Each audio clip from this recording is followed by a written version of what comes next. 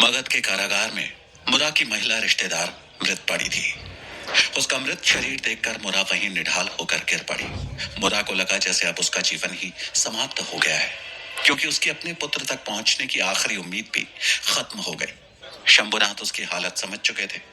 उन्होंने मुरा को हिम्मत देते हुए कहा, खुद को संभालो। तुम यदि यहाँ इस तरह व्यवहार करोगी तो उसका परिणाम हम दोनों के लिए ही हितकर नहीं होगा। मुरा ने कातर दृष्टि से शंभुनाथ की तरफ देखा। उन्होंने उसे इशारे में ही वहां से चलने को कहा। मुरा भी जानती थी कि उसका वहां से जाना ही उचित होगा, क्योंकि सभी सैनिकों की नजर उसी पर थी। उसने किसी तरह से खुद को संभाला और हिम्मत कर शंभुनाथ के साथ वहां से चली गई। कारागार से निकल शंभुनाथ अपने घर पहुंचे। वो बगीचे में टहल रहे थे। मुरा के रिश्तेदार की मृत्यु की चिंता उनके चेहरे पर साफ झलक रही थी। टहलते टहलते उनकी दृष्टि चींटियों के एक झुंड पर पड़ी, जो आम के पेड़ पर चढ़ रही थी। शंभुनाथ गौर से उन चींटियों को देखने लगे। चींटियों के झुंड के रास्ते पर एक छिपकली थी, जो उन चींटियों को लगातार खाए जा रही थी। इसके बावजूद भी वो चींटियां अपना रास्ता नहीं बदल रही थी। शंभुनाथ को उन्हें देखकर ये आभास हुआ कि उनकी स्थिति भी ऐसी ही है। वे भी अमात्य के जाल में ऐसे ही फंसे हुए हैं। उन्होंने मन ही मन चिंतित स्वर में कहा, मैं भी इन चींटियों की तरह ही हूं और अमात्य हैं कि छिपकली बनकर मेरी सारी कोशिशों पर बार बार पानी फेर रहे हैं। अब क्या करूं, मुझे कुछ भी समझ में नहीं आ रहा है। वो वहीं जमीन पर बैठ गए और चींटियों की कोशिशों को देखने लगे कि वो कैसे उस छिपकली से अपनी जान छुड़ाती है। कुछ समय बाद उन्होंने देखा कि चींटियों का एक झुंड अपने साथ एक बड़े आकार के मरे हुए कीड़े को ला रहे हैं। छिपकली की भी नजरों से वो कीड़ा नहीं बचा। पलक झपकते ही उसने उस कीड़े को अपने मुंह में भर लिया और जब तक वो उस कीड़े को खाती, उन चींटियों के झुंड को वहां से जाने का समय मिल गया। ये देखते ही शंभुनाथ ने स्वयं से कहा, लगता है अब मुझे भी कुछ ऐसा ही करना पड़ेगा, ताकि अमात्य अपने में ही उलझ जाए और मेरा कार्य भी हो जाए। वो इस बारे में अभी गहराई से सोच ही रहे थे कि उनका गुप्तचर श्वेतबाहु वहां आया और प्रणाम करता हुआ बोला, मंत्री जी, शायद सेनापति भुजंग मुरा के पुत्र को ढूंढने मगध से बाहर गए हैं। ये सुन शंभुनाथ अपनी जगह से उठ खड़े हुए और हैरान होकर बोले, क्या तुम ये बात पूरे यकीन के साथ कह सकते हो? श्वेतबाहु बोला, हाँ मंत्री जी, आपके कारागृह में जाने से कुछ देर पहले सेनापति भुजंग उस औरत से मिलने गए थे और उनके वापस आने के बाद वो औरत मृत थी। शंभुनाथ चौंकते हुए बोले, अर्थात सेनापति भुजंग ने ही मुरा के रिश्तेदार की हत्या की है। श्वेतबाहु बोला, निसंदेह, और अमात्य की भी मिली भगत है इसमें। ये सत्य अंत तक ही सीमित रहे, इसलिए उन्होंने उसकी हत्या कर दी। शंभुनाथ गंभीर होते हुए बोले, अमात्य को सत्य का ज्ञान होने का अर्थ है हमारी जान को खतरा। वो अवश्य ज्ञात करने की कोशिश करेंगे कि मैं उसके पीछे क्यों था। हमें कुछ तो करना पड़ेगा ताकि अमात्य और सेनापति भुजंग का ध्यान उधर से भटक जाए। श्वेतबाहु बोला, मेरे लिए क्या क्या है मंत्री जी? शंभुनाथ ने सोचते हुए कहा, तुम्हें अमात्य से अपने पिता की मौत का बदला लेना है ना? श्वेतबाहु ने अपनी मुट्ठी भींचते हुए कहा, मैं बस अवसर की खोज में हूं। शंभुनाथ बोले, तो समझो तुम्हें अवसर मिल गया है। अगर तुमने अमात्य की योजना को असफल कर दिया तो यह तुम्हारी पहली जीत होगी और अपनी हार से क्रोधित होकर अमात्य कुछ गलत कदम अवश्य ही लेंगे। सर्वप्रथम तुम्हें भुजंग तक पहुंचना होगा और उनके मुरा के पुत्र तक पहुंचने से पहले ही उसे वहां से निकालकर मेरे पास लाना होगा। और यदि भुजंग मुरा के पुत्र तक पहुंच भी गए तो तुम्हें उस बच्चे को उनकी कैद से छुड़ाकर मेरे पास लाना होगा। श्वेतबाहु ने दृढ़ निश्चय के साथ कहा, अमात्य से बदला लेने के लिए मैं कुछ भी करूंगा।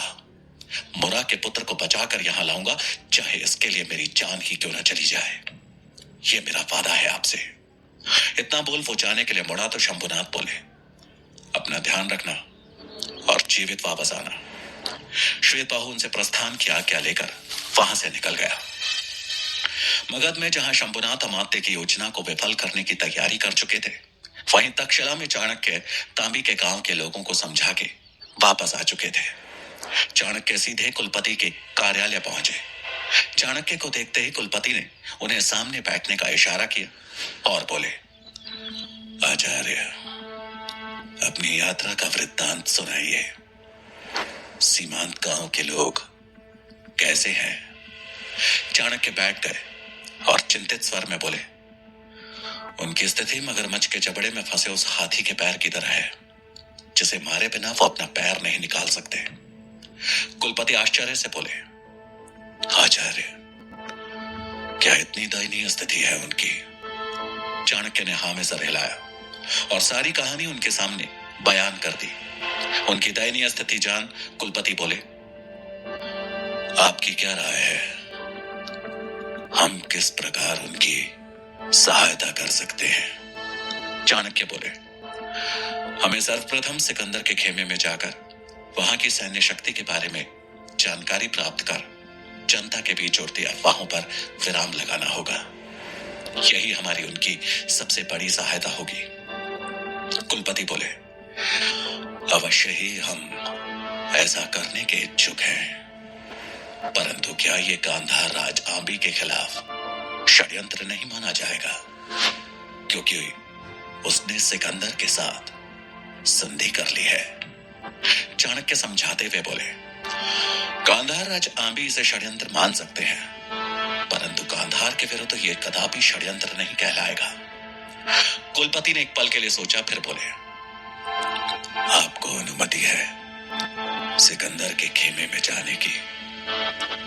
आप उनकी सैन्य शक्ति की जानकारी लेकर जल्द से जल्द उड़ती अफवाहों पर विराम लगाने की कोशिश करें। चाणक्य खड़े होते हुए बोले, धन्यवाद महोदय, अब मैं प्रस्थान की आज्ञा चाहूंगा। वो निकलने वाले थे कि आचार्य श्वेतांक ने कुलपति कार्यालय में कदम रखा और गंभीर स्वर में बोले, महोदय, चंद्रगुप्त आज सुबह से ही गायब है, उसका कुछ भी पता नहीं है। आचार्य गजानन की कक्षा से भी वो अनुपस्थित था। कुलपति ने कुछ कहने से पहले चाणक्य की तरफ देखा। चाणक्य बोले, चंद्रगुप्त कहां जा सकता है? उसे तो छात्रावास में ही होना चाहिए था। श्वेतांक बोले, मैंने उसे सब जगह ढूंढ लिया, लेकिन वो नहीं मिला। चाणक्य बोले, ठीक है, मैं उसकी खोज करता हूं। अगर वो दोषी हुआ तो उसे अवश्य ही गुरुकुल के नियमों के अनुसार दंड दिया जाएगा। चाणक्य चंद्रगुप्त को दंड दिलाने का आश्वासन देकर कुलपति कार्यालय से निकल गए। तक्षशिला में जहां चाणक्य अब चंद्रगुप्त की खोज पे निकल पड़े थे, वहीं मगध में मुरा अपने पुत्र को वापस पाने की उम्मीद छोड़ चुकी थी। मुरा खुद को दंड दे रही थी। वो रसोई में कार्य तो कर रही थी, लेकिन उसे कुछ भी होश नहीं था। उसे देख ऐसा लग रहा था जैसे उसके रिश्तेदार की मृत्यु उसके पुत्र की मृत्यु है। वहीं एक थी जिसे उसके पुत्र के बारे में जानकारी थी। वो कढ़ाई में सब्जी उलट तो रही थी, परंतु उसे किसी भी बात का भान नहीं था कि वो उसमें क्या डाल रही है और क्या नहीं। उसने सब्जी में नमक डालना था, लेकिन उसने बगल में पड़ी शक्कर को उठा लिया।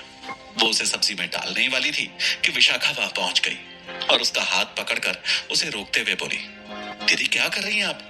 शक्कर है वो। विशाखा की बात सुन मुरा का ध्यान शक्कर पे गया। उसने शक्कर किनारे रखी और नमक ढूंढने लगी। उसे कहीं भी नमक नहीं मिला। विशाखा बोली, दीदी नमक आपके सामने रखा है, आप क्या ढूंढ रही हैं? मुरा कुछ बोल नहीं पाई और नमक लेकर सब्जी में डाल दिया। उसकी ऐसी बदहवास हालत देख विशाखा ने मुरा को अपने कंधे का सहारा देकर एक जगह बिठाया और बोली, दीदी हुआ क्या है? अगर कोई दुख है तो आप मुझे बता सकती हैं, शायद मैं आपका दुख बांट सकूं। मुरा उसकी बात सुनकर रोने लगी और बोली, मेरे पुत्र तक पहुंचने के लिए आखिरी कड़ी भी खत्म हो गई। अब मेरा पुत्र मुझे कभी नहीं मिलेगा। विशाखा बोली, वो कैसे दीदी? कौन थी वो आखिरी कड़ी? मुरा बोली, मेरी एक।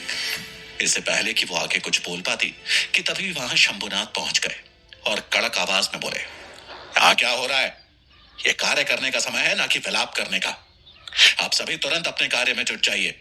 जाइए सब। शंभुनाथ मुरा से अकेले में बात करना चाहते थे, इसलिए वो विशाखा के पास गए और बोले, दासी, तुम जाकर महारानी के भोज की व्यवस्था देखो। विशाखा ने एक नजर शंभुनाथ की तरफ देखा और मन ही मन गुस्सा होते हुए महारानी के कक्ष की तरफ चली गई। मुरा भी वहां से जाने वाली थी कि तभी शंभुनाथ धीरे से बोले, विशाखा माते की गुप्तचर है, उससे सावधान रहना। मुरा ने यह सुनते ही हैरान होकर उनकी तरफ देखा। शंभुनाथ ने हाँ में सर हिलाया और वहां से चले गए। इधर अमात्य को यही चिंता खाई जा रही थी कि आखिर मालकेतु कहाँ गायब हो गया है। मालकेतु को ढूंढने वो विश्राम गृह जा पहुंचे, जहां राजहंस रुका हुआ था। अमात्य ने राजहंस के कक्ष में प्रवेश किया तो वो उस समय वहां नहीं था। अमात्य ने सुरक्षा प्रहरी से प्रश्न किया तो उसने बताया कि राजहंस दिन भर बाहर ही रहता है और शाम को ही वापस आता है। अमात्य ये सुनकर हैरान थे। उन्होंने मन में सोचा, आखिर राजहंस दिन भर मगध में करता क्या है? उसका तो परिवार भी यहाँ नहीं रहता और अभी तक वो वापस तक्षशिला क्यों नहीं लौटा? अमात्य के दिमाग में कई प्रश्नों ने एक साथ जन्म ले लिया था। वो कक्ष से बाहर जाने ही वाले थे कि तभी राजहंस ने वहां प्रवेश किया। अमात्य को देख पहले तो वो घबरा गया, लेकिन फिर भी अपने डर को उसने चेहरे पे हावी नहीं होने दिया। उसने सर झुकाकर उन्हें प्रणाम किया और बोला, महामंत्री जी, आप इस समय मेरे कक्ष में कुछ कार्य था? अमात्य बोले, क्या मैं जान सकता हूं तुम कहां थे? राजहंस ने उन्हें एक पोटली दिखाई जिसमें उसने पारिजात के फूलों को एकत्रित किया था और बोला, एक विशेष औषधि के लिए मुझे इन फूलों की आवश्यकता है और आपको तो पता ही है कि इन फूलों को तभी तोड़ना चाहिए जब ये पेड़ पे लगे हों। अगर नीचे गिर जाएं तो इनका महत्व नहीं रहता और तक्षशिला में ये मिलते नहीं। अमात्य बोले, वो ठीक है, लेकिन ये बताओ तुम अभी तक वापस क्यों नहीं गए और मालकेतु कहाँ है? मालकेतु की बात सुनकर राजहंस सकपका गया, लेकिन खुद को संभालते हुए बोला, मैं भी मालकेतु की ही प्रतीक्षा कर रहा हूं। उसने कहा था कि वो आचार्य गजानन के लिए कोई विशेष सूचना देगा, लेकिन पता नहीं कहां गायब हो गया। अमात्य को राजहंस की बातों पे विश्वास नहीं हो रहा था। वो फिर बोले, तुम सत्य कह रहे हो, क्योंकि आखिरी बार उसे तुम्हारे ही कक्ष में आते देखा गया था। राजहंस बोला, आप सही कह रहे हैं, लेकिन वो यहां से तुरंत ही चला गया और अभी तक नहीं आया। ये देखिए, उसका सामान भी यहीं पड़ा है। अमात्य ने देखा कि मालकेतु का खंजर और अन्य अस्त्र वहीं रखे हुए हैं। निराश होकर अमात्य वहां से चले गए। उनके जाते ही राजहंस ने गहरी सांस ली और मन ही मन बोला, मुझे ये बात मंत्री शंभुनाथ को बतानी होगी। इधर तक्षशिला में चाणक्य चंद्रगुप्त का पता लगाते हुए सीधे सूरजमल के आश्रम जा पहुंचे। उन्होंने देखा चंद्रगुप्त वहीं चारपाई पर लेटा हुआ था। सुकन्या और सूरजमल भी वहीं थे। चाणक्य को देखते ही सूरजमल बोला, प्रणाम आचार्य, आप कब आए? चाणक्य ने चंद्रगुप्त की तरफ देखकर सीधा प्रश्न किया, चंद्रगुप्त को क्या हुआ? सूरजमल को कोई जवाब देते नहीं बना। तभी चंद्रगुप्त चारपाई पर बैठता हुआ बोला, प्रणाम आचार्य, मुझे एक सर्प ने पैर में काट लिया था, इसलिए मेरी ऐसी हालत हो गई। तभी चाणक्य की नजर चंद्रगुप्त की बाह पर गई, जहां राजकुमार पब्बत की तलवार से कटने का जख्म था। चंद्रगुप्त को जैसे ही इसका आभास हुआ, वो तुरंत दूसरे हाथ से उस जख्म को छिपाने का नाटक करने लगा।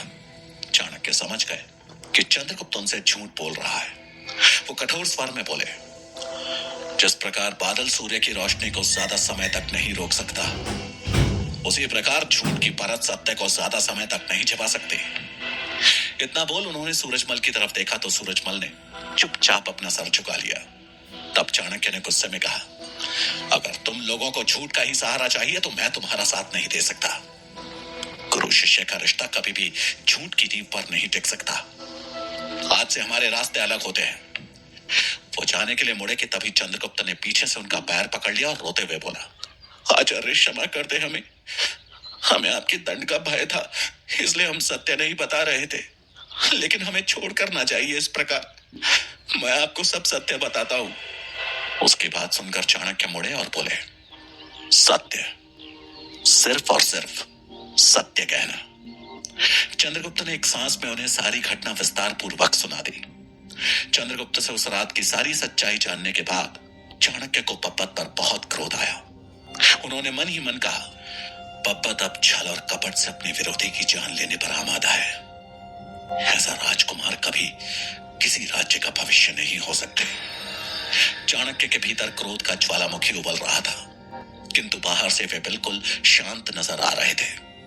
चाणक्य को शांत देखकर चंद्रगुप्त बोला, आचार्य, मुझे ज्ञात नहीं था कि वो ऐसा कुछ करेगा, किंतु आप चिंता मत कीजिए, उसकी इस हरकत का दंड मैं उसे अवश्य दूंगा, मैं उससे प्रतिशोध लूंगा। चंद्रगुप्त के चेहरे पर दृढ़ता झलक रही थी। चाणक्य गंभीर होकर बोले, जिनका जन्म उच्च कार्यों के लिए होता है, वो प्रतिशोध लेने में अपना समय व्यर्थ नहीं करते। तभी सुकन्या बोली, किंतु आचार्य, पब्बत और वीरसेन को उनकी करनी का दंड मिलना ही चाहिए। चंद्रगुप्त ने भी उसकी बात पे सहमति जताते हुए कहा, हाँ आचार्य, मैं भी उन दोनों को सबक सिखाना चाहता हूं। चाणक्य समझाते हुए बोले, उन दोनों को सबक सिखाने के लिए बहुत समय है, किंतु अभी तुम्हें अपना भविष्य उज्जवल करना है। अगर सुकन्या ने भी तुम्हारी तरह पहले ही अपना प्रतिशोध ले लिया होता तो उसका प्रतिशोध तो पूरा हो जाता, लेकिन उसे उसका लक्ष्य नहीं प्राप्त होता। और बिना लक्ष्य के मनुष्य उस पागल हाथी की तरह होता है जो अपने सामने आने वाले किसी भी वस्तु को नष्ट कर देना चाहता है और अंततः स्वयं ही गड्ढे में जा गिरता है। इसलिए अपने क्रोध को नियंत्रण में रखो और प्रतिशोध छोड़ अपने लक्ष्य की तरफ अग्रसर हो।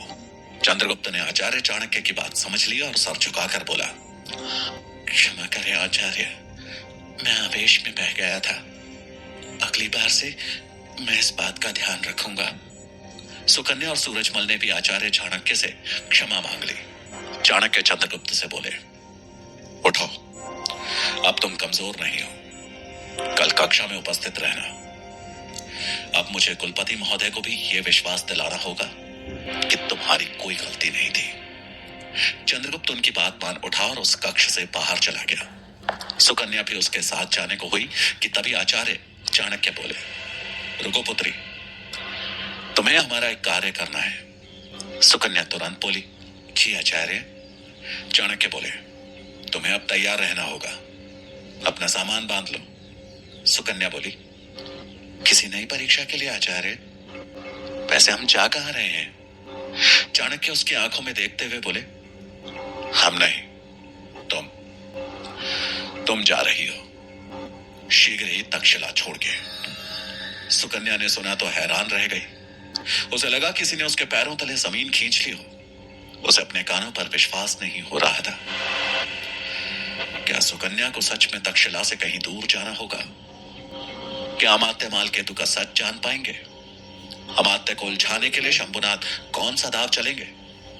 क्या होगा कहानी का अगला पड़ाव जानने